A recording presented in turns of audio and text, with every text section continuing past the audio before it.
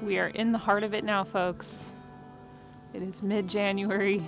It is the coldest time of the year here. It is snowing. It is beautiful.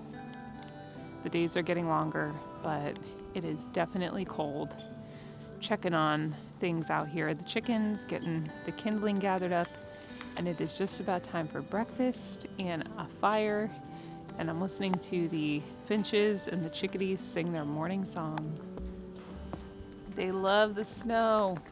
Zion does not like the rain, but he loves the snow. Right, bud? You love the snow? Oh, I cannot believe they are turning 8 next month. Still running around though, doing his parkour. It is honestly so amazing to think that the lilies and the Lenten roses and the daffodils are just hiding just beneath the surface of everything covered with snow.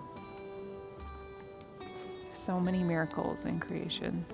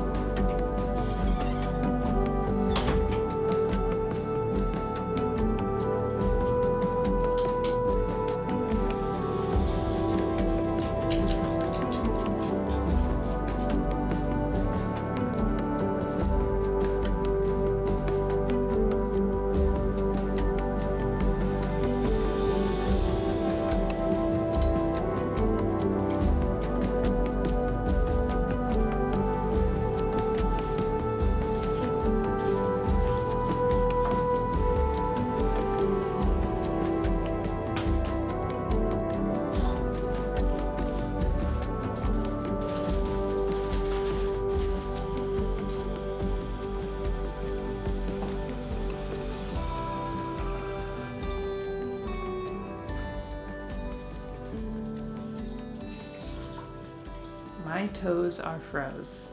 It is double sock season.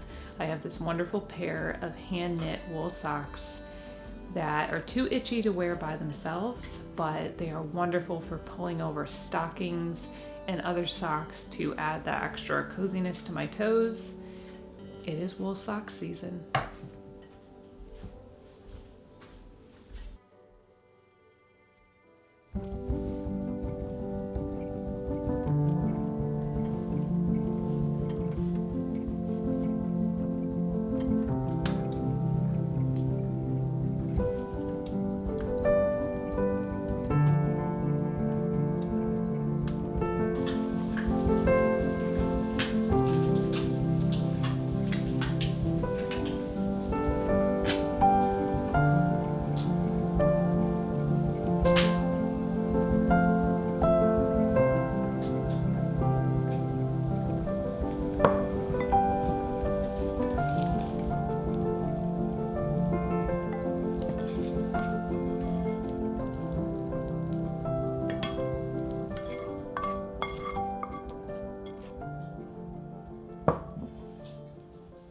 One of the things I always notice when I'm reading older books is how poetic the language is.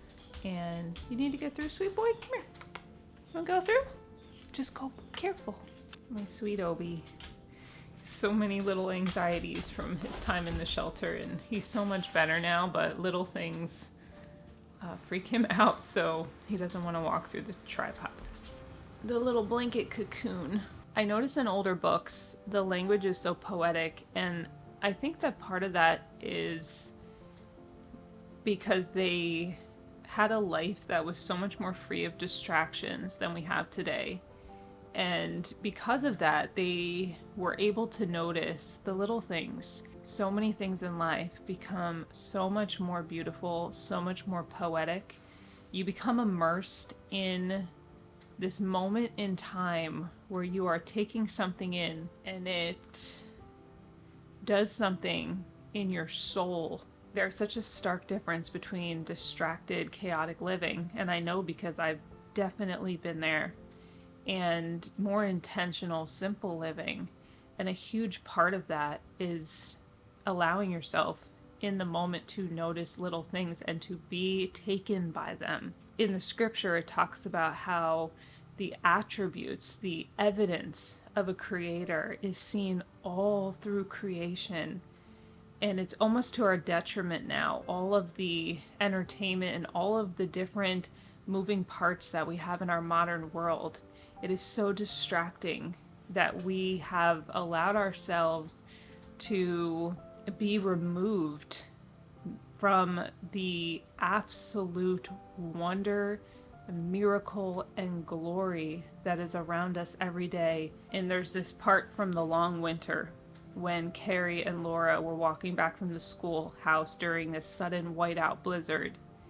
And if they had gone a little bit to the left, they would have been lost in the open prairie in the storm and not made it.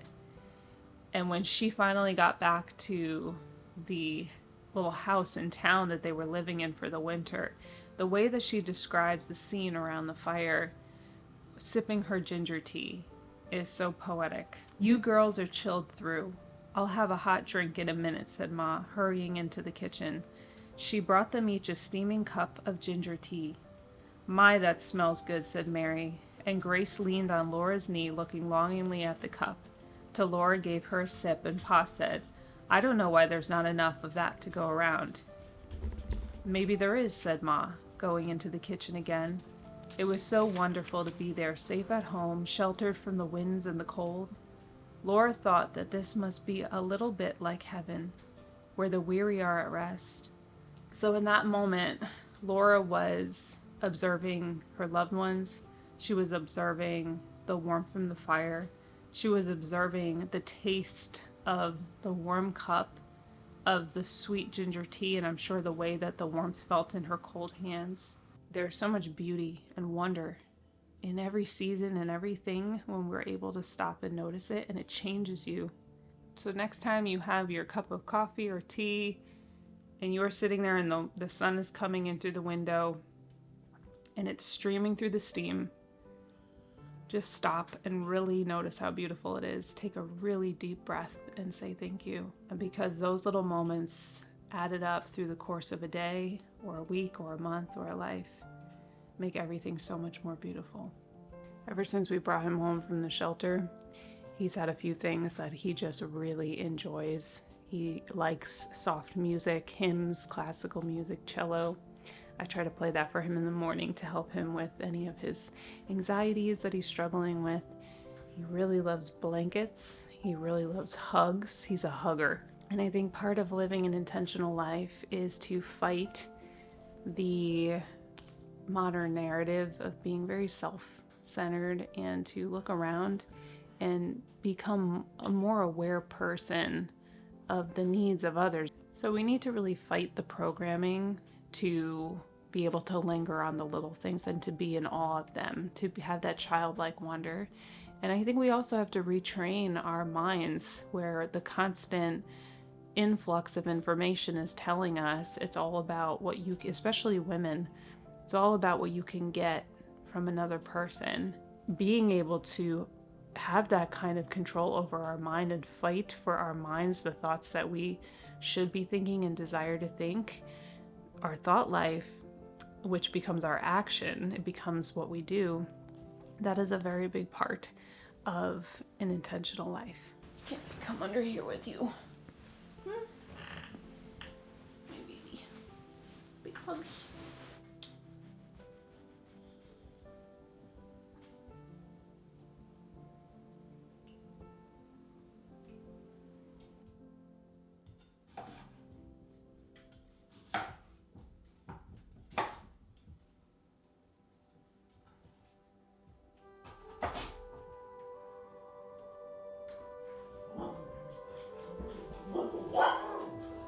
Daddy's home!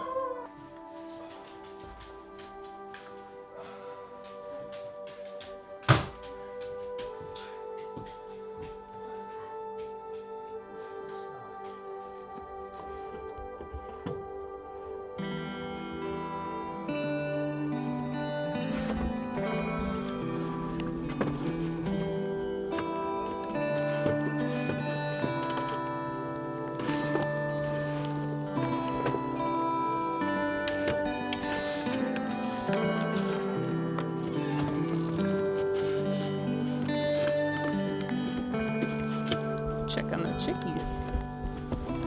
Probably get some oatmeal for the chicks, warm their bellies. One of the things for me that has been so big in helping me be more intentional in my relationships is really taking the time and effort to speak life into the people I love. And I'll say particularly my marriage has been made so much sweeter by my desire and intentionality in being excited when I see my husband and speaking words of life into him. This is from our biblical affirmations journal. I have 2 journals out that are available, and I also have a full color spring and summer planner for 2024 that's beautiful, and I will have links to all of those things in the description box and pinned in the comments below. But this is one of the biblically based affirmations from our journal.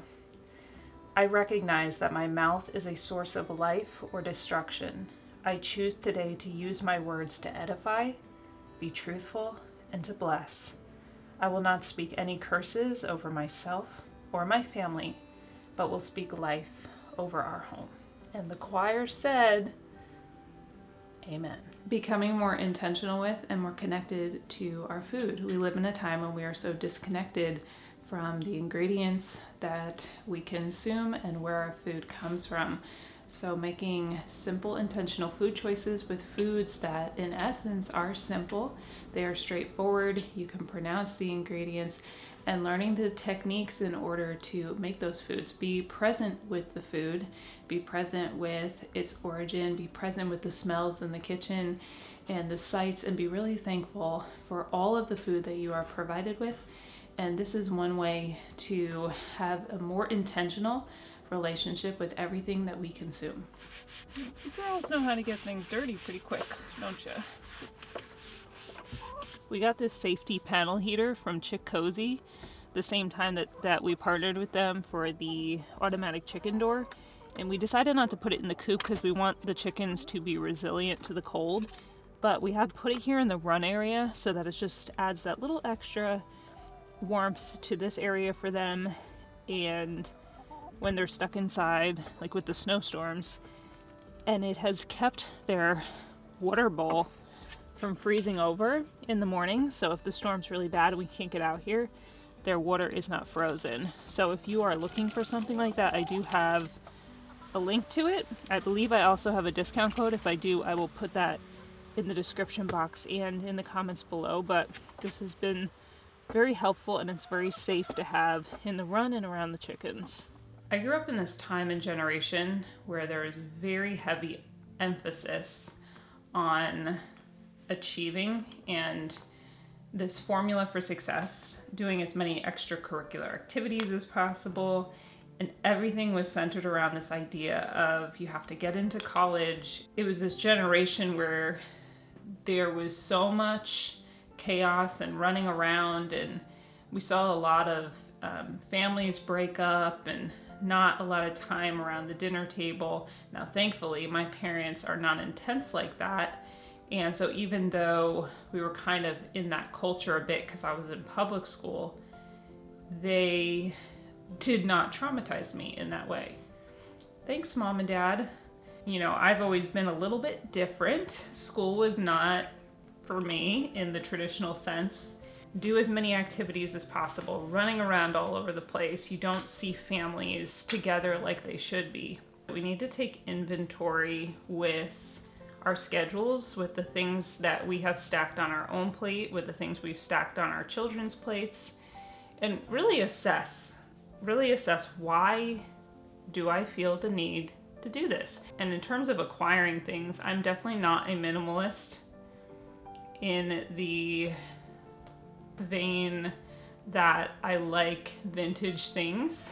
I also think that it's perfectly fine to have things around you and in your home just because they bring some joy. I don't think everything has to be purely functional.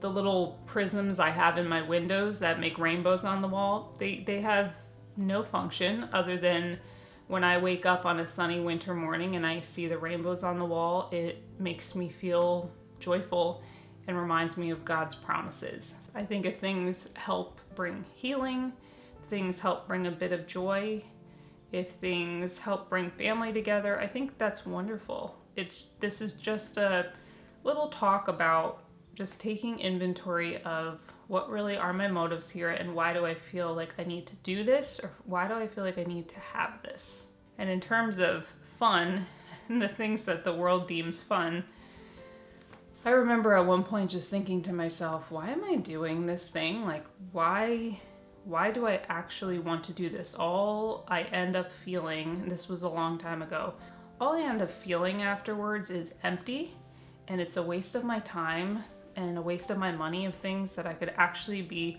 working towards goals, going and finding genuine joy and peace in my life. Well, friends, I wanted to thank you so much as always for coming back to our little house on the mountain. If you are new here and you enjoyed today's video, I would love to have you subscribe so that we can visit again. All of the links to things mentioned in today's video, I will attempt to link in the description box and in the comments below. We appreciate you so much, and I truly hope that you are staying cozy out there. I pray to see each and every one of you right here on the next one. Bye, friends.